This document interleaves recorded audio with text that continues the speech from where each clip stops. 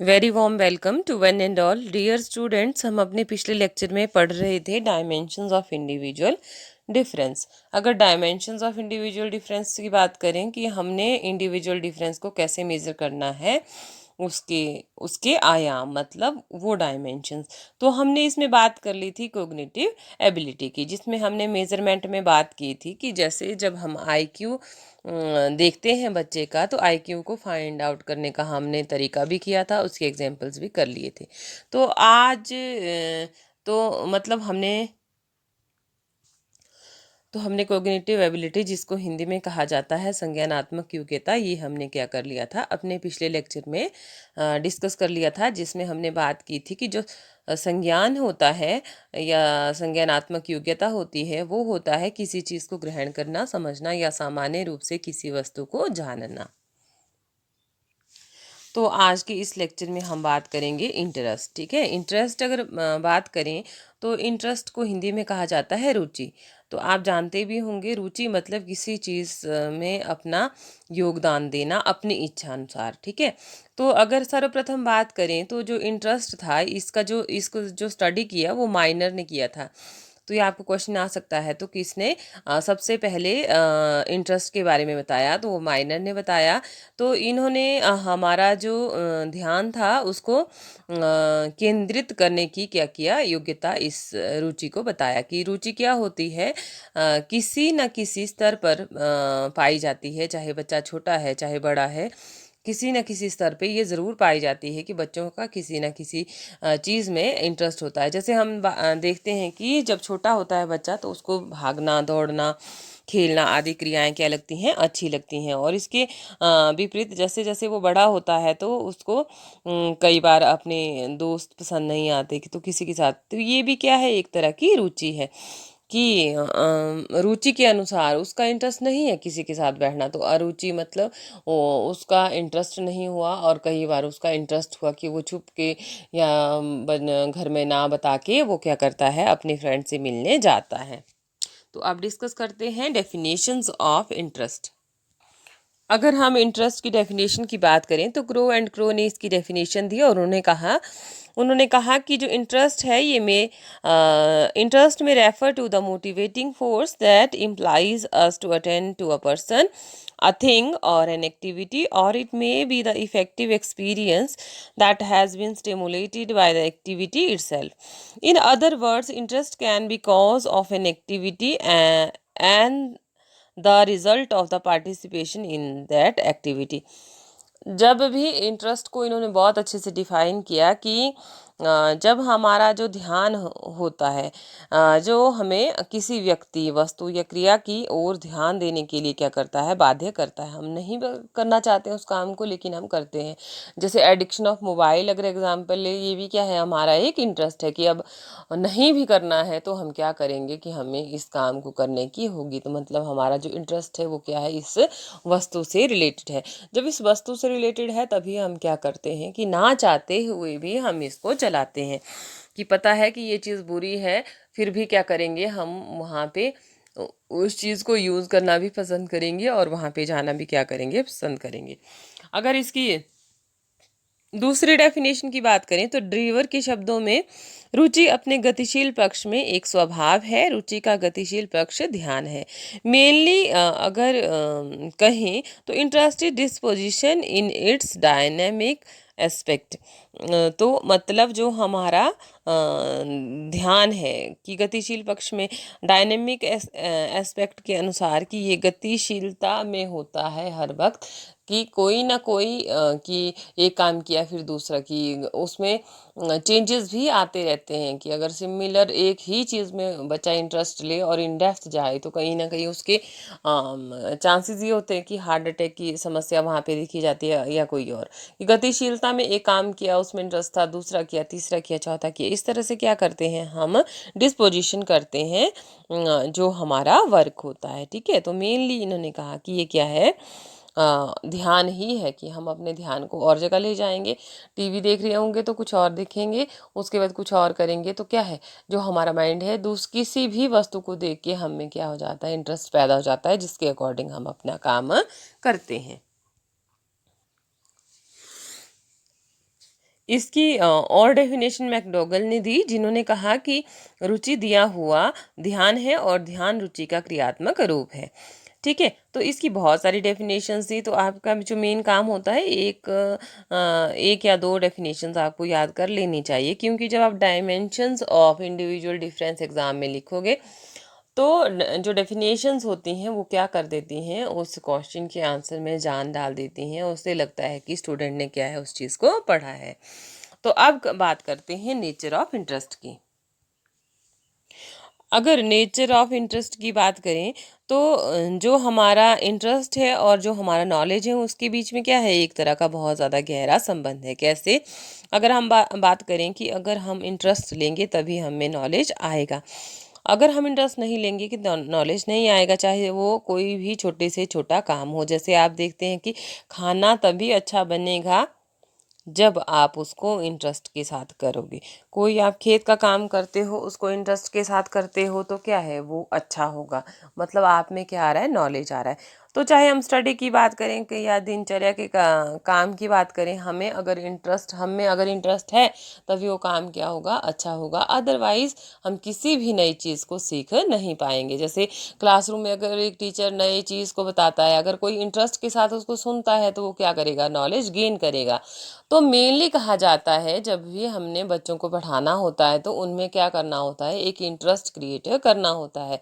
जैसे आजकल की बात करें कि हम ऑनलाइन या आपको रिकॉर्डेड क्लासेस भेज रहे हैं, तो अगर जब आप कॉलेज में होते थे कि अगर एक आधा आपको लेक्चर हम जैसे प्रोजेक्टर के थ्रू दें तो आप में क्या क्रिएट होता है, इंटरेस्ट। लेकिन आजकल डेली लेक्चर आ रहे हैं रिकॉर्डेड, तो उससे क्या हो रहा है, बोरिंगनेस क्या हो रही है, फील हो रही है। कई बार क्या होता है, इंटरनेट कनेक्शन की प्रॉब्लम होती है, कई बार जो वीडियो है वो डाउनलोड नहीं हो पाती है। तो उस केस में क्या हो जाता है कि बच्चों का जो इंटरेस्ट है कहीं ना कहीं क्या हो रहा है, ख़त्म हो रहा है। तो कहा जाता है कि स्टडी में जो भी हम यूज़ करें, जिस भी टेक्निक का, उसमें क्या होना चाहिए कि चेंजेस होने चाहिए। तो जो इंटरेस्ट है उसकी प्रकृति ऐसी भी होती है कि हम इसका व्यक्ति को ज्ञानात्मक रूप भी प्रदान करता है, क्रियात्मक भी, और भावनात्मक व्यवहार की ओर क्या करता है, अग्रसर करने के लिए जो रुचियां होती हैं वो महत्वपूर्ण भूमिका निभाती है।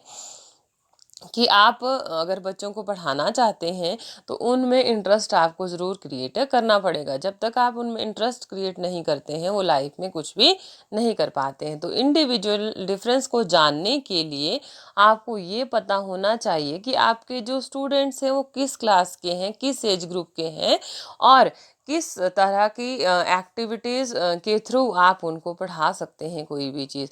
वही क्या है, इंटरेस्ट उनमें क्रिएट करना। तो जो इंटरेस्ट की प्रकृति है वो कुछ इस तरह की है कि बच्चे तभी किसी नॉलेज को, किसी काम को, किसी फीलिंग्स को किसी के पास तभी शेयर करेंगे जब वो उस पर्सन में इंटरेस्ट लेंगे। अदरवाइज वो नहीं करेंगे तो नॉलेज गेन नहीं कर पाएंगे। अब बात आती है कि जो फैक्टर्स हैं वो कौन से अफेक्ट करते हैं इंटरेस्ट को। फर्स्ट आता है क्लियर एंड प्रॉपर एम्स। अगर कभी भी एक टीचर क्लासरूम में पढ़ा रहा है और उसमें एम्स क्लियर नहीं है तो बच्चे उस चीज़ को इंटरेस्ट के साथ नहीं सीखेंगे। जब तक हम ये नहीं बताते हैं कि ये जो टॉपिक है बहुत इंपॉर्टेंट है। जैसे मैंने कहा कि एग्जाम में आपको डायमेंशंस ऑफ इंडिविजुअल डिफरेंस आएगा, तो आप में क्या हुआ, एक इंटरेस्ट क्रिएट हुआ कि मैं जो वीडियो वॉच कर रहा हूँ वो मेरी लाइफ में काम आएगी।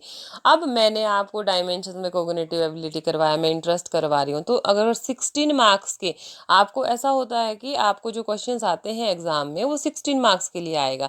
अब 16 मार्क्स के लिए आपको क्या करना पड़ेगा, आप इंडिविजुअल डिफरेंस के बारे में भी लिखेंगे, उसकी डेफिनेशंस के बारे में भी लिखेंगे। उसके बाद आप आएंगे डायमेंशंस ऑफ इंडिविजुअल डिफरेंस। तो डायमेंशन ऑफ इंडिविजुअल डिफरेंस में आप क्या करेंगे कि आप उसमें वन बाय वन सबको थोड़ा थोड़ा क्या करना पड़ेगा, आपको 16 मार्क्स के लिए क्या करना पड़ेगा, एक्सप्लेन करना पड़ेगा। तो यही क्या है, क्लियर एंड प्रॉपर एम्स। जब तक आपको क्लैरिटी नहीं है किसी भी चीज़ के बारे में कि मैं ये वीडियो क्यों देख रहा हूँ, ये मेरे लिए इम्पोर्टेंट क्यों है, तो आप उस चीज़ को करना पसंद नहीं करेंगे, ना तो आप में इंटरेस्ट क्रिएट होगा। जैसे अगर एग्ज़ाम कंडक्ट करवाए जाएंगे तो एग्ज़ाम में आपको पढ़ना है, तो आप में खुद हुआ खुद क्या आ जाएगा, इंटरेस्ट भी नहीं होगा। तो मतलब एक रिस्पॉन्सिबिलिटी है कि आपके पास क्लियर एंड प्रॉपर क्या है, एम्स है उस चीज़ को सीखने के लिए। सेकेंड आता है proper environment and learning situation. तो एनवायरनमेंट बहुत बार कर चुके हैं कि अगर उचित वातावरण है और सीखने की जो परिस्थितियां हैं वो सही हैं तो हमें ऑटोमेटिकली क्या होगा, इंटरेस्ट क्रिएट होगा। उसके बाद यूटिलिटी की, कोई काम हम कर रहे हैं तो वो फ्यूचर में हमें उसका उपयोग करके कोई फ़ायदा भी होना चाहिए। आप ट्रेनिंग कर रहे हो, अगर ट्रेनिंग के बाद आपको कोई भी बेनिफिट नहीं होता तो इंटरेस्ट खुद ब खुद नहीं बन पाता। अगर नेगेटिविटी बीच में आती रहती, कितने बीएड वाले हैं, फ्री बैठे हैं, कुछ भी नहीं है, तो फिर क्या होता है, इंटरेस्ट आपका क्या हो जाता, डाउन हो जाता और आप इस ट्रेनिंग को बहुत अच्छे से नहीं कर पाते। तो जब तक किसी चीज़ की उपयोगिता नहीं है हम उस काम को करना पसंद नहीं करेंगे। उसके बाद नेक्स्ट आता है selection of proper method and teaching ads. तो मैंने कहा किसी भी चीज़ को सिखाने के लिए अगर इंटरेस्ट क्रिएट करना है तो आप उसको प्ले वे से पढ़ाइए, आप उसमें टीचिंग एड का, different types of teaching add का यूज़ कीजिए। उसके बाद कोई भी बच्चा डिफ़िकल्ट टॉपिक को भी बहुत अच्छे से सीखेगा। नेक्स्ट आता है बिहेवियर ऑफ टीचर। तो एक टीचर का बिहेवियर भी बहुत ज़्यादा मायने रखता है इंटरेस्ट क्रिएटिंग में और नॉलेज गेनिंग में। ठीक है, आपने देखा होगा कि सब्जेक्ट वो अच्छा लगता है चाहे वो जितना मर्जी डिफ़िकल्ट हो, बट आपका टीचर क्या होना चाहिए, अच्छा होना चाहिए। अगर टीचर अच्छा है तो आपको डिफ़िकल्ट टॉपिक्स भी क्या लगते हैं, ईजी लगते हैं। अदरवाइज वेरी इजी सब्जेक्ट, अगर हिंदी सब्जेक्ट की बात करें तो वो सब्जेक्ट भी ज़रूरी नहीं है कि बच्चों को वो सब्जेक्ट अच्छा लगे। जैसे अगर प्राइवेटाइजेशन की बात करें तो प्राइवेट स्कूल्स के बच्चों की हिंदी सबसे ज़्यादा क्या होती है, पुअर होती है। जो कि मातृभाषा है उनको पहले से ही आती है, बट वो क्या है, तो ये किस पर डिपेंड करता है, बिहेवियर ऑफ द टीचर। ठीक है, टीचर अगर उसको लाइटली पढ़ाएगी, इंपॉर्टेंट तो नहीं है लेकिन मैं पढ़ा रहा हूँ, तो ऑटोमेटिकली टीचर ही इंटरेस्ट नहीं ले रहा है तो बच्चे कहाँ इंटरेस्ट लेंगे। ठीक है, तो सबसे पहले एक टीचर के मन में अपने सब्जेक्ट के लिए रिस्पेक्ट होना चाहिए और टॉपिक जब पढ़ाना है तो उसके माइंड में ये होना चाहिए कि मेरे बच्चों को ये बहुत अच्छे से समझ आ जाना चाहिए। तो उसको अगर वो अपना जजमेंट इंडिविजुअल डिफरेंस के अकॉर्डिंग अगर काम करेगा और अपने बच्चों को सिखाने की कोशिश करेगा तो डिफ़िकल्ट से डिफ़िकल्ट टॉपिक भी क्या हो जाएंगे, बच्चों के लिए ईजी हो जाएंगे। नेक्स्ट आता है teachers personality and determination. Personality से मतलब ये नहीं है कि वो बहुत सज संवर के आए, ठीक है, लेकिन जो टॉपिक है, जो उसकी फील्ड है उसके अकॉर्डिंग उसका ड्रेसअप भी होना चाहिए, उसकी पर्सनालिटी भी होनी चाहिए और उसमें एक डिटर्मिनेशन भी होना चाहिए कि मुझे ये चीज़ करवानी है। जैसे कई टीचर चाहते हैं कि आजकल के टाइम में भी वो अपना 100% बच्चों को दें। वो क्या है, उनका डिटर्मिनेशन है कि उन्होंने वो चीज़ बहुत अच्छे से करवानी है। और कुछ एक टीचर को अगर फ्री घर में बैठ के अगर सैलरी मिल रही है, और जैसे गवर्नमेंट एम्प्लॉयमेंट की बात करें तो मैक्सिमम के ने क्या है, काम करना छोड़ दिया, वो अपने अपने घर के काम में बिजी हैं और उनको मतलब बच्चे उनके पढ़े ना पढ़े डजेंट मैटर। तो ये सेल्फ रिस्पेक्ट पे कईयों के हर्ट करता है कि नहीं मुझे करना है। तो अगर सराउंडिंग के बच्चे होंगे तो वो गांव गांव में भी हो सकता है कि उनको पूछें। स्टार्टिंग में जैसे कुछ एक टीचर्स की पोस्ट आ रही थी कि टीचरों ने क्या किया, घर में जाके बच्चों की नोटबुक्स चेक की, उनको होमवर्क दिया, उनके पेरेंट्स से डिस्टेंस में रह के बात की। तो ये भी क्या रहता है, टीचर्स की अपनी पर्सनालिटी है कि उसने काम करवाना है, चाहे वो किसी भी सिचुएशन में करवाए, वो उनसे फ़ोन पे करवाए, वो घर में जाके करवाए या डिस्टेंस में रह के करवाए, मतलब वो उसका अपना डिटर्मिनेशन है। उसके बाद नेक्स्ट आता है sympathy and behaviour of the children. Sympathy में ये बोथ रहता है टीचर और स्टूडेंट्स का। ठीक है, अगर सम टाइम मैक्सिमम टाइम हम देखते हैं बच्चों को समझ नहीं आया, बच्चों ने क्वेश्चन पूछा टीचर से और टीचर क्या हो गया, इरिटेट हो गया, मतलब वो सिंपैथेटिक बिहेवियर एक टीचर का नहीं है अकॉर्डिंग टू द स्टूडेंट्स। कि चिल्ड्रन तो पूछेगा ही पूछेगा क्योंकि वो क्या है, बच्चा है। मैं मैक्सिमम टाइम बात करती हूँ ट्रेनिंग टाइम में, आप ट्रेनीज हो और हम क्या हैं, टीचर्स हैं। और आप कोई भी क्वेश्चन हमसे पूछते हैं तो आप स्टूडेंट हो और हम टीचर हैं। मान लीजिए जब आप ट्रेनिंग करके आपने पूरी ट्रेनिंग में कुछ नहीं किया और ट्रेनिंग करने के बाद आप 40%, आप 50%, आप 60% मार्क्स लेके बाहर निकल गए और फील्ड में आपने काम किया, अब आप इंटरव्यू के लिए जाओगे, तब आप क्या होंगे, स्टूडेंट होंगे। जिनको आप पढ़ाएंगे वो क्या, आप स्टूडेंट ना रह के आप टीचर बन जाओगे। टीचर की बजाय जिन बच्चों को आप पढ़ाओगे वो क्या होंगे, आपके चिल्ड्रन होंगे। तो आपका प्लेस क्या हो गया, चेंज हो गया। अब वहां पे आप अपनी ट्रेनिंग से रिलेटेड क्वेश्चन नहीं पूछोगे। अगर पूछोगे तो उस केस में क्या हो जाएगा, वो थोड़ा सा क्या लगेगा, रॉन्ग लगेगा, क्योंकि आप क्या हो, उस टाइम एक टीचर हो और आपका बच्चा क्वेश्चन पूछेगा। तो सम टाइम जो टीचर्स होते हैं वो बच्चों की क्वेश्चनिंग पे क्या हो जाते हैं, बहुत ज़्यादा इरिटेट हो जाते हैं, जो कि नहीं होना चाहिए। बच्चा एक बार पूछ रहा है, 2 बार पूछ रहा है, तीसरी बार बोलेंगे आपको समझ ही नहीं आता है, आप कैसे हैं, मैंने इतनी बार बताया, मैंने अच्छे से बताया। भाई आपको कैसे पता है कि आपने अच्छे से बताया? आप शायद उस बच्चे के लेवल तक गए ही नहीं, उसको वो भी नहीं आता था। कईयों का तो ये मतलब होता है तुझे पिछली क्लास का आता नहीं, आगे समझ नहीं आएगा, तो तेरे बस से क्या है, बाहर है। तो हम कई बार देखते हैं कि बच्चों को अपने पे विश्वास ना होगे, छोटी क्लासेस पे किस पे विश्वास होता है, टीचर पे। जब वो टीचर बार बार एक बच्चे से कहता है कि तुझसे नहीं हो पाएगा, नहीं हो पाएगा, तो वो बच्चा क्या करता है, उस चीज़ को उसी में छोड़ देता है कि मुझसे नहीं हो पाएगा। तो sympathy and behaviour of the जो चिल्ड्रन है वो डिपेंड करता है ज़्यादातर टीचर्स पे, कि वो उनमें इंटरेस्ट कैसे क्रिएट करते हैं और उनके क्वेश्चंस के आंसर कैसे करते हैं। और एक बच्चों में एक हेजिटेशन नहीं होनी चाहिए क्वेश्चन पूछने के लिए। तो कुछ एक बच्चे, जैसे मैं देखती हूँ कि आजकल ऑनलाइन स्टडी करवा रहे हैं, तो उस दौरान भी कुछ बच्चे क्या है, विदाउट हेजिटेशन मुझसे क्वेश्चन पूछते हैं, व्हाट्सएप मुझे क्वेश्चन करते हैं कि मैम इसका आंसर कैसे, क्या होगा। इट मीन्स मुझे बहुत खुशी होती है उनके क्वेश्चन के आंसर करती बार। मैं व्हाट्सएप पे जब भी क्वेश्चन देखती हूँ, मैं हमेशा आंसर करती हूँ, चाहे ठीक है थोड़ा सा डिले हो सकता है, कि मैंने क्वेश्चन, हो सकता है आपने मॉर्निंग में सेंड किया था, मैंने इवनिंग में देखा और मैंने नेक्स्ट डे उसका आंसर दिया, बट मैं आंसर ज़रूर करती हूँ। तो डियर स्टूडेंट्स, विदाउट हेजिटेशन जो भी आपको डाउट्स हैं, मतलब मेरे सब्जेक्ट के रिगार्डिंग या फिर किसी दूसरे सब्जेक्ट्स के रिगार्डिंग भी आपको कोई भी डाउट है, आपकी कोई क्वेरी है, तो आप मुझसे विदाउट हेजिटेशन क्वेश्चन कर सकते हैं। तो मेरा जो एटीट्यूड रहेगा आपकी तरफ, वो ऑलवेज क्या है, सिंपैथेटिक है। मैं आपके क्वेश्चन के आंसर ज़रूर करूँगी, ठीक है। और जो भी आपकी प्रॉब्लम्स होंगी तो उसका भी मैं क्या है, सॉल्यूशन करने की कोशिश करूँगी। और जो बाकी सब्जेक्ट्स हैं उनमें भी अगर आपको प्रॉब्लम है तो मैं आपको रिकॉर्डेड वीडियो ज़रूर भेजूंगी। तो आप विदाउट हेजिटेशन क्वेश्चन पूछिए, और अपने क्वेश्चन के आंसर के लिए मैं आपकी बहुत ज़्यादा हेल्प करने के लिए ऑलवेज रेडी हूँ, ठीक है। तो नेक्स्ट इसमें अब हम बात करते हैं। तो नेक्स्ट जो डायमेंशन है हमारा इंडिविजुअल डिफरेंस का, वो है एप्टीट्यूड। तो एप्टीट्यूड को हिंदी में कहा जाता है अभिरुचि या अभिक्षमता। अभिरुचि मतलब इंटरेस्ट तो है, लेकिन इस तरह का जिसमें उसकी क्या है, एक कार्य कुशलता है, ठीक है। उस पर्सन की एक या उस बच्चे की बात करें तो उसकी क्या है, एक अभिरुचि है, अभिक्षमता है। तो अभिक्षमता के अनुसार अगर बात करें तो एक पर्सन का एक विशिष्ट कार्य करने की क्या होती है, ये एक अपनी योग्यता होती है। जैसे हम देखते हैं कि हर एक पर्सन हर एक चीज़ में परफेक्ट नहीं होता है।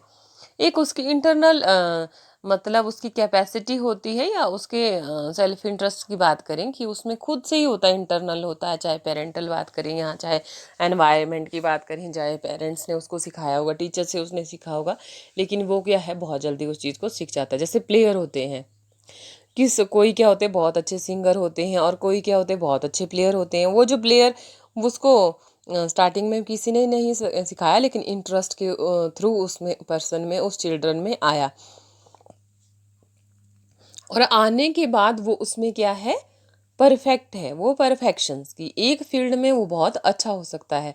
वो एक मैकेनिक हो सकता है, वो एक सिंगर हो सकता है, वो एक प्लेयर हो सकता है, वो एक कुक हो सकता है, वो एक मैनेजर हो सकता है मैनेजमेंट करने के लिए, या उसका कोई भी, उसकी अपनी एक स्किल जिसमें उसकी क्या हो, एक मास्टरी हो, उसको क्या कहेंगे, अभिरुचि कहेंगे। और दूसरा इसको कहा जाता है अभिक्षमता। तो अभिक्षमता भी क्या है, एक तरह का डायमेंशन है जो जिससे हम मेज़र करते हैं इंडिविजुअल डिफरेंस को। तो इंडिविजुअल डिफरेंस अगर मेज़र करना है तो उसके डायमेंशन के थ्रू अगर एप्टीट्यूड की बात करें, तो आपने देखा होगा जो प्लेयर होते हैं और स्कूल से प्लेइंग करने बाहर जाते हैं, तो उनके जो मार्क्स होते हैं उनको वहाँ पे इंटरनल जो असेसमेंट है वो ज़्यादा दिया जाता है, जबकि उन्होंने फॉर्मेटिव असेसमेंट में पार्टिसिपेट भी नहीं किया। क्यों? क्योंकि उनकी एक अभिरुचि है, एक अभिक्षमता ऐसी है जिसमें वो परफेक्ट है, और हो सकता है उस फील्ड में वो बहुत आगे जाए। तो आपने देखा होगा जो भी प्लेयर होते हैं या स्कूल से जो क्विज में पार्टिसिपेट करते हैं वो तो क्या होंगे कि अदर एक्टिविटी में ढीले हो सकते हैं लेकिन स्टडी में क्या होते हैं, बहुत अच्छे होते हैं। तो ये भी क्या होती है, एक पर्सन की अभिरुचि या अभिक्षमता होती है जिससे वो उस फील्ड में बहुत अच्छे होते हैं। अगर इसमें डेफिनेशंस की बात करें तो फ्रीमैन की डेफिनेशन है कि इन्होंने कहा an aptitude is a combination of characteristics indicative of an individual capacity to acquire with training some specific knowledge, skill or set of organized responses। तो इन्होंने कहा कि रुचि कुछ विशेषताओं का मिश्रण है जो प्रशिक्षण द्वारा कुछ विशिष्ट ज्ञान, कौशल या संगीत अनुक्रियाओं के समूह को प्राप्त करने की व्यक्ति की योग्यता की ओर संकेत करता है, जैसे भाषा बोलने की योग्यता और संगीतकार बनने की योग्यता और मशीनी काम करने की योग्यता। किसी एक चीज़ में वो क्या है, पर्सन परफेक्ट है। अगर बिंघम की इसकी डेफिनेशन की बात करें तो इन्होंने कहा अभिक्षमता व्यक्ति को किसी विशेष क्षेत्र, व्यवसाय, विद्यालय अथवा विशेष क्रिया में प्रशिक्षण से उसकी सफलता की संभावना का एक क्या है, ये साधन है। तो अब इंडिविजुअल डिफरेंस चेक करके ही टीचर को पढ़ाना होता है। मेनली ये रहता है कि सबसे पहले हम इंडिविजुअल डिफरेंस को जानें। अगर हम बच्चे का इंटरेस्ट देखते हैं कि वो प्लेइंग में अच्छा है तो उसको मैक्सिमम टाइम उस चीज़ में देना चाहिए और बच्चे को कहना चाहिए आप इसमें प्रैक्टिस कीजिए, इस तरह के जो आपकी कमियां हैं उनको आप क्या कीजिए, इम्प्रूव कीजिए। अगर कोई बच्चा पढ़ाई में बहुत अच्छा है, वो बहुत जल्दी लर्न कर लेता है, तो बोरिंगनेस उसकी रिमूव करने के लिए एक टीचर को उसको एक्स्ट्रा चीज़ें क्लास में करवानी चाहिए ताकि उसमें क्या बना रहे, इंटरेस्ट बना रहे, कि वो उससे रिलेटेड उसको एमसीक्यूज करवाए, एंट्रांस के लिए उसको प्रिपेयर करवाए, एक्स्ट्रा नॉलेज उसको दे। अगर बच्चा बहुत अच्छा है, अगर पुअर है तो उसके लिए एक्स्ट्रा टाइम दे, उसकी जो प्रॉब्लम्स है उनको क्या करे, वो उन समस्या का हल करे। अब आती है बात नेचर ऑफ एप्टीट्यूड की कि इसका नेचर कैसा है। तो जो हमारी होती हैं जो अभिक्षमता है वो हेरिडिटी और जो एनवायरनमेंट है दोनों का मिला जुला क्या होता है, परिणाम होता है, जिसके कारण बच्चों में एक स्पेशल क्वालिटी देखी जाती है कि कईयों को समझ बहुत जल्दी आ जाता है और कई बहुत ज़्यादा टाइम लगाते हैं। तो ये भी क्या है, एक तरह का इंडिविजुअल डिफरेंस है कि दो पर्सन तीन, हर एक पर्सन एक दूसरे से क्या है, डिफरेंट है। ठीक है। अगर हम क्लासिफिकेशंस ऑफ एप्टीट्यूड की बात करें तो अगर हम वर्गीकरण करें तो अलग अलग इंटरेस्ट या अभिक्षमता एक पर्सन की हो सकती है। तो फर्स्ट है इसमें मैकेनिकल एप्टीट्यूड। तो कोई भी मैकेनिकल काम करना वो क्या है, उसकी एक एप्टीट्यूड है कि वो फटाफट से उस चीज़ को, कई बार देखा होगा कि सेट ऑफ बॉक्स सेटिंग नहीं आ रही है तो वो फटाफट से कर रहा है। कई देखते हैं कि म्यूज़िक सिस्टम को बहुत अच्छे से चलाते हैं। ठीक है। तो अलग अलग फील्ड में इंटरेस्ट के अकॉर्डिंग उन्होंने काम किया और वो उनका क्या है, इंटरनल एप्टीट्यूड है जिसके अकॉर्डिंग वो हर एक टर्मिनल को, हर एक सिस्टम को वहाँ पे बनाता है एक बच्चा। ठीक है। नेक्स्ट आता है सेंसेशन रिलेटेड एप्टीट्यूड। सेंसेशन मतलब कई सूंघने की बहुत ज़्यादा योग्यता होती है कि ये जो खाना है इसमें कैसा टेस्ट है, कैसा है। ठीक है। सुनने की, कई सुनती बार क्या लगता है कि मेरी बुराई कर रहे हैं, लेकिन कईयों की जो सुनने की योग्यता होती है वो बहुत अच्छी होती है और उनका कभी भी नेगेटिव मतलब नहीं निकालेंगे, और कईयों को नेगेटिव मतलब ही निकालने की आदत बनी होती है जिससे देखा जाता है कि वो कई बार दूसरे उनसे बहुत इरिटेट होते हैं कि आ रहा है मैं चला जाता हूँ। इट मीन्स कि हमेशा एक टीचर में भी होना चाहिए कि बच्चे के क्वेश्चन पे कभी रॉन्ग वो अपने व्यूज़ ना लगाए। ठीक है। अपने व्यूज़ के अकॉर्डिंग वो आंसर ना करे, बट बच्चे की फीलिंग्स को समझे कि बच्चे ने ऐसा क्वेश्चन क्यों किया। कई बार बच्चे बहुत हाइपर होते हैं, गुस्सा करते हैं, लेकिन टीचर वहाँ पे क्या करते हैं, उनको मारते हैं। तो ये चीज़ क्या है, बहुत ज़्यादा गलत है। अब वो हो सकता है कि उस सिचुएशन में क्या पता उसकी क्या सिचुएशन रही होगी, उस तरह का क्वेश्चन। बच्चे वैसे बहुत ज़्यादा रिस्पेक्ट करते हैं टीचर को, कहीं कभी ना कभी कई बार ऐसे सर्कमस्टांसिस होते हैं कि उनको गुस्सा आ जाता है, कि रॉन्ग डिसीजन में गुस्सा आ जाता है। ठीक है। उनकी बात पसंद नहीं आती तब गुस्सा आता है, कि बार बार वो टीचर बहुत इरिटेट कर रहे हैं तब क्या होता है, उस केस में गुस्सा आता है। नेक्स्ट आता है एप्टीट्यूड रिलेटेड विद प्रोफेशन। तो प्रोफेशन के लिए एप्टीट्यूड मतलब उसकी एक क्वालिटी है किसी पर्सन की। तो कईयों को ड्राइविंग बहुत जल्दी आ जाती है और कईयों को सिखा सिखा के नहीं आती। कईयों के मन में फियर होता है और कई बार तो क्लैरिकल फील्ड में बात करें, कईयों की बहुत मास्टरी होती है, उसका अपना एप्टीट्यूड है उस काम को करने के लिए। ठीक है, नेक्स्ट आता है रिलेटेड विद आर्ट। तो आपने देखा होगा जो आर्टिस्ट होते हैं वो हर चीज़ में जान डाल देते हैं। तो आजकल तो आप देखते ही होंगे फेसबुक पे भी बीच में आर्टिस्टिक कुछ पर्सन्स की आजकल घर बैठे ही पिक्चर्स बना रहे हैं, बहुत अच्छी आर्टिस्ट हैं। ये क्वालिटी उनको उन्होंने घर में बैठ के नहीं सीखी कि आजकल लॉकडाउन लगा है, बट उनमें वो इंटरनल वो कैपेबिलिटी थी, लेकिन उस पर ध्यान देने की वजह से उन्होंने क्या किया, उस काम को किया। सिंगिंग कंपटीशन में बहुत ज़्यादा पार्टिसिपेशन हो रहा है आजकल, ठीक है, ऑनलाइन के थ्रू। तो काफ़ी ऐसी एक्टिविटीज़ हैं जिसमें स्टूडेंट्स लॉकडाउन के टाइम में पार्टिसिपेट कर रहे हैं, जो उनकी अपनी एप्टीट्यूड है, जो उनकी अभिक्षमता है, उसमें वो काम कर रहे हैं। तो अभिक्षमता इंटरनल होती है, पेरेंटल होती है, और एनवायरनमेंट के थ्रू उनको मिलती है, और जिनमें इंटरेस्ट लेने के बाद वो उस काम को करते हैं। तो ये एक बहुत बड़ा डायमेंशन होता है इंडिविजुअल डिफरेंस का, जिसके अकॉर्डिंग एक पर्सन अपनी लाइफ में आगे बढ़ता है।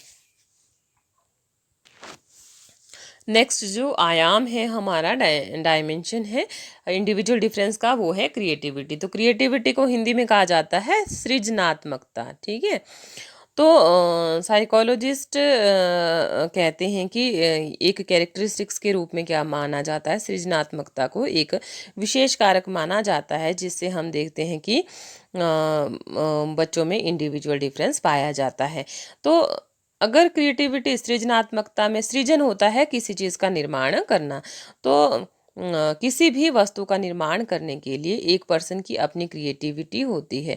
जैसे एप्टीट्यूड में भी हमने इंटरनल या मतलब इंटरनल या हेरिडिटी की बात की, तो इसमें भी किसी वस्तु का निर्माण करना। अब निर्माण के लिए आपने देखा होगा मंदिर बहुत अच्छा बनाते हैं कई, तो वो क्या है, एक सृजनात्मकता है कि किसी मरी हुई चीज़ में भी क्या डाल देते हैं, जान डाल देते हैं। कई बार तो उन्होंने इतना अच्छा, कई बार स्टैचू आप देखते हैं तो स्टैचू ऐसा लगेगा कि वो क्या है, बिल्कुल ओरिजिनल है। आपको उसको देख के ऐसा नहीं लगेगा, आपको लगेगा कि कोई पर्सन खड़ा है। मतलब क्या है, एक क्रिएटिविटी है, क्रिएटिव वर्क होता है। तो इनके कारण भी क्या होता है, हम इंडिविजुअल डिफरेंस देखते हैं। तो अगर इसके शाब्दिक अर्थ के आधार पर सृजनात्मकता की बात करें तो क्रिएटिविटी इसको कहा जाता है, और उसका मतलब होता है बाय वे ऑफ क्रिएशन। मतलब किसी चीज़ का उत्पादन करना, रचना करना, उत्पन्न करना और निर्माण करना। आप आजकल देख रहे हैं कि लॉकडाउन के टाइम में लोग खेतों में जा रहे हैं, उन्होंने क्या करना है, कोई चीज़ उन्होंने बोई और उगाई, और उगने के बाद क्या हुआ, उन्होंने फ्रूट देना स्टार्ट कर दिए। तो कईयों को फूल लगाने का शौक होता है, कईयों को खेती बाड़ी करने का शौक होता है। तो ये भी क्या है, एक तरह की क्रिएटिविटी है, क्रिएशन होता है किसी चीज़ का निर्माण करना। तो घर का निर्माण करना, कई बहुत कम जगह में बहुत अच्छा घर का निर्माण करते हैं। कई मंदिर का, भवन का निर्माण करना, बिल्डिंग्स आप देखते हैं कि बहुत अच्छा है, अंदर उसमें सेटिंग क्या है, बहुत अच्छी है। तो ये भी क्या है, एक तरह की क्रिएटिविटी है जब हम किसी चीज़ का सृजन करते हैं। अगर इसकी डेफिनेशन की बात करें तो इसकी जो डेफिनेशन है वो स्किनर ने बहुत अच्छी दी है। तो स्किनर ने कहा कि सृजनात्मकता चिंतन का अर्थ है कि व्यक्ति की भविष्यवाणियां नई, मौलिक तथा असाधारण होती हैं, और सृजनशील व्यक्ति वह है जो नए क्षेत्रों की खोज करता है, नए अवलोकन करता है, नई भविष्यवाणी करता है तथा नए निष्कर्ष निकालता है। तो creativity thinking means that the predictions for the individual are new, original and unusual. The creative thinker is one who explores new areas and makes new observations, new predictions, new in inferences. ठीक है, तो creativity में इन्होंने कहा कि व्यक्ति की भविष्यवाणियाँ, भविष्यवाणियाँ आपने देखा होगा, लेकिन लॉजिक के साथ अगर वो भविष्यवाणियाँ हों तो वो क्या करती हैं, जैसे आपने पॉपुलेशन की बात करें कि पॉपुलेशन बढ़ रही है, या एनवायरनमेंट क्या हो रहा है, पॉल्यूट हो रहा है, तो ये भविष्यवाणी की, और उन्होंने एक आइडिया लगाया कि अगर 10 ईयर्स के बाद देखें तो ऐसी प्रॉब्लम्स देखने को मिलेगी। उस भविष्यवाणी से क्या हुआ कि हम उस चीज़ को कहीं ना कहीं कम करने की क्या करेंगे, कोशिश करेंगे। तो जैसे अगर दिल्ली की बात करें तो कुछ टाइम पहले क्या था कि बहुत ज़्यादा पॉल्यूटेड हो गई थी दिल्ली। तो उस केस में क्या किया था, इवन ऑड वाला सिस्टम की इवन गाड़ियाँ चलेंगी या और दुकानें खुलेंगी या इस तरह से क्या किया। तो ये जो भविष्यवाणी थी कि तो ये क्या थी, एक तरह की क्रिएटिविटी थी कि उस समस्या का हल कैसे निकालें। आजकल लॉकडाउन लगाया गया है, लोग घर में हैं, घर में रह के काम कर रहे हैं, घर में अपने फील्ड्स में काम कर रहे हैं, या जिससे बीमारी ना फैले। तो हर एक जब प्रॉब्लम आती है अर्थ पे या वर्ल्ड में कहें, तो उसका एक अच्छा सॉल्यूशंस निकालना भी क्या है, एक तरह की क्रिएटिविटी है। ठीक है, किसी भी काम को बहुत अच्छे से करना करना तो creativity is multi phasic and it's has not same meaning of all. हर एक चीज़ के लिए ये क्या है, सृजनशील का एक सिमिलर चीज़ नहीं है, ये हर एक फील्ड में क्या है, डिफरेंट है। तो जैसे हमने एप्टीट्यूड की बात की, तो वो भी क्या है, एक तरह की क्रिएटिविटी है किसी भी पर्सन की। तो जब एंट्रांस निकाला जाता है, तो इंटरव्यू में जब डबल मीनिंग वाले आपने क्वेश्चन देखे होंगे, तो डबल मीनिंग के जब क्वेश्चन का आंसर किया जाता है, तो उसमें भी देखी जाती है एक पर्सन की क्रिएटिविटी कि वो उस चीज़ का आंसर कैसे करता है। नेगेटिव मतलब कि बजाय उसका क्या, वो पॉजिटिव वे में उस चीज़ का आंसर वो पर्सन वहाँ पे देता है। तो वो भी क्या होती है, उसकी एक तरह की क्रिएटिविटी होती है कि नेगेटिव वे में ना लेके वो उसको क्या करे, पॉजिटिव वे में उस चीज़ के सॉल्यूशन की बात करे, और सॉल्यूशन को जब अप्लाई करे तो कहीं ना कहीं क्या होना चाहिए, उसका यूज़ होना चाहिए और उसका एक फ़ायदा होना चाहिए सोसाइटी के लिए। तो जो भी बड़ी पोस्ट पे अगर हम कहें, तो जो पर्सन होते हैं उनकी जो डिसीजंस होते हैं वो एक तरह की क्या होती है, उनकी क्रिएटिविटी है होती है, दूसरों से वो क्या होती है, डिफरेंट होते हैं, जिसके अकॉर्डिंग वो क्या करते हैं, वहाँ पे समस्या का क्या करते हैं, समाधान करते हैं। तो जब भी मीटिंग बुलाई जाती है, तो बहुत ज़्यादा समस्याएं, अगर घर में भी देखते हैं कि बहुत ज़्यादा प्रॉब्लम्स आ जाती हैं, तो एक पर्सन से जब आंसर किया जाता है कि इस प्रॉब्लम का सॉल्यूशन कैसे करें, तो एक पर्सन की वो क्रिएटिविटी होती है, सृजनात्मकता होती है, जिसके अकॉर्डिंग पर्सन क्या देता है, आंसर देता है, और जिसकी प्रॉब्लम है वो उस चीज़ को फॉलो भी करता है। तो मतलब पॉजिटिव वे में किसी चीज़ के सॉल्यूशन को सोचना। अगर हम नेचर की बात करें, तो नेचर ऑफ क्रिएटिविटी सृजनात्मकता में चिंतन, कल्पना एवं अंतर्दृष्टि का प्रमुखता से वर्णन होता है। ठीक है, हम उसमें अंतर्दृष्टि देखते हैं कि हम इस चीज़ का सॉल्यूशन कैसे निकालें इंटरनल से। ठीक है, तो योग्यता, जो सृजनात्मकता है, योग्यता प्राकृतिक प्रदत्त होती हैं और इसका विकास उचित प्रशिक्षण से भी किया जा सकता है। एक तो सृजनात्मकता को बढ़ाया जा सकता है प्रशिक्षण से। तो आपने देखा होगा जो भी मिनिस्टर्स होते हैं, इनके साथ में उन्होंने अपने पर्सनल असिस्टेंट रखे होते हैं। तो किसी भी चीज़ का डिसीजन देने के लिए वो अपने से डिसीजन नहीं करते हैं, उस चीज़ को वो स्टडी भी करते हैं। तो सीखने से क्या होता है, क्रिएटिविटी में चार चांद लग जाते हैं। या स्टडी करने के बाद एंट्रांस निकालने के लिए जो बच्चा मेहनत करता है, तो नई नई चीज़ों के बारे में वो सीखता है तो नॉलेज गेन करता है। तो जब वो फ्यूचर में उसको वो क्वेश्चन थोड़ा सा चेंज करके पूछा जाएगा, तो वो क्या करेगा, अपनी क्रिएटिविटी के अकॉर्डिंग उस चीज़ का क्या करेगा, आंसर करेगा। तो सृजनात्मकता क्या होती है, सार्वभौमिक होती है, और सृजनात्मकता विकास से संबंधित होती है। तो हम जब सृजनात्मकता होती है, तो वहाँ पे विकास क्या होता है, ज़रूरी होता है। तो सृजनात्मकता की अगर बात करें इसकी प्रोसेस की, तो स्टार्टिंग में होता है प्रेपरेशन, मतलब सृजनात्मकता के लिए सबसे पहले विशेष वस्तु या कार्य के विषय में तैयारी की जाती है। और सेकंड करें इनकमेशन, तो इनकमेशन में क्या होता है, समस्या की योजना बनाते, इसमें ऐसा समय भी आ जाता है जब समस्या का कोई समाधान नहीं मिलता। तो कई बार ऐसी समस्याएं देखी जाती हैं सोसाइटी में जिसमें कोई भी उसमें सॉल्यूशन नहीं मिलता है। तो कभी कभी क्या होता है, समस्या पर चिंतन करना भी छोड़ दिया जाता है, जहाँ पे क्या होता है, टाइम के अकॉर्डिंग उस चीज़ का समाधान हमें मिल जाता है। तो विराम लेता है और एक पर्सन उस चीज़ के समाधान के लिए, तो धीरे धीरे तो वो क्या हो जाता है, इनकबेशन, ऐसा टाइम जब हमें कोई भी समाधान नहीं मिलता है, तो और वहाँ पे हम उस चीज़ को छोड़ देते हैं। ठीक है, नेक्स्ट आता है एल्यूमिनेशन, तो उद्दीपन अवस्था। इस अवस्था में क्या होता है, समस्या का समाधान अचानक से ही प्राप्त हो जाता है।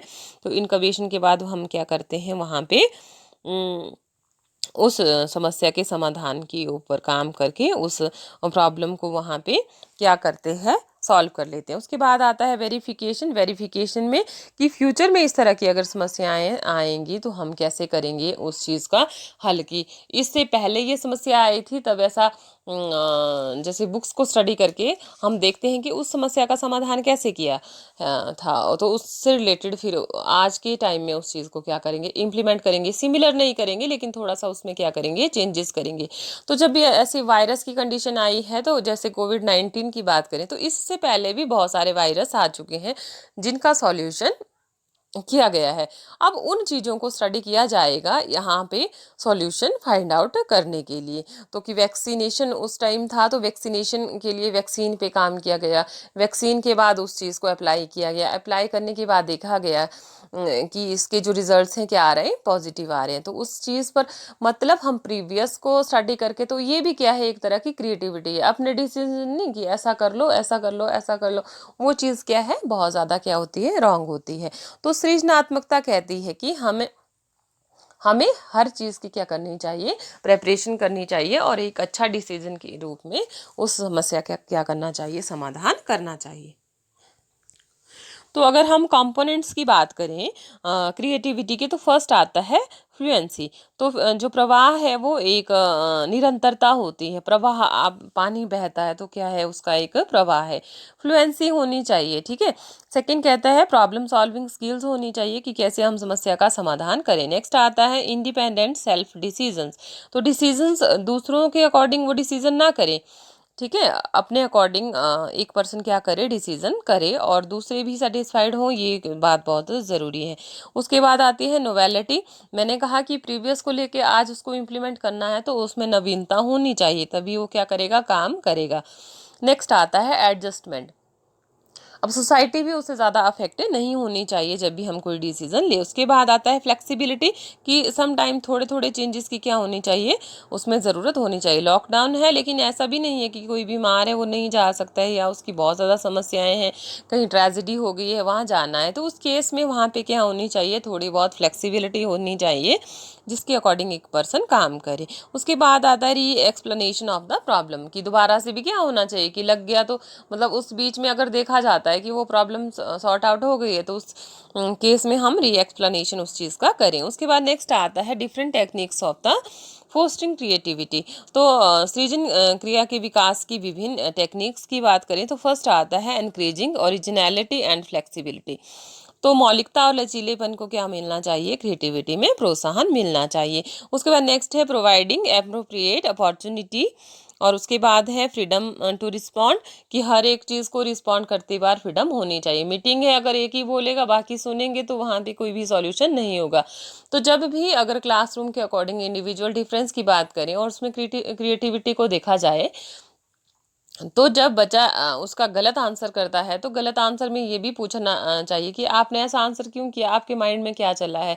तो वो जब अपने फीलिंग्स को बताएगा तो आपको लगेगा कि वो स्टूडेंट जिसने आंसर किया वो क्या है, सही है। तो मतलब उसको अप्रोप्रिएट अपॉर्चुनिटीज भी प्रोवाइड करनी चाहिए, उसको फ्रीडम टू आंसर भी करना चाहिए ताकि वो अच्छा रिस्पॉन्ड वहाँ पे करे। इंक्रीजिंग कॉन्फिडेंस सेल्फ ट्रस्ट, ठीक है। उनमें कॉन्फिडेंस कब अराइज होगा, जब उनको फ्रीडम होगी किसी भी काम को करने के लिए और उसकी फीलिंग्स को समझा जाए वहाँ पे। इंक्रीज द क्यूरियोसिटी की बात करें कि जिज्ञासा को क्या देना चाहिए, बढ़ावा देना चाहिए जिसके अकॉर्डिंग एक पर्सन काम करे। Removal of the hesitation and fear. जो बच्चों में झिझक होती है किसी भी क्वेश्चन को पूछने के लिए या काम करने के लिए, उसको चीज़ को क्या करना चाहिए, वहाँ पे रिमूव करना चाहिए।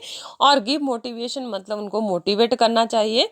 और मोटिवेशन में कि फील्ड में या सोसाइटी में उनको उस चीज़ का क्या फ़ायदा होगा, उसके रिगार्डिंग उनको क्या करना चाहिए, काम करना चाहिए। नेक्स्ट आता है डेवलपिंग आइडियल एंड वैल्यूज़।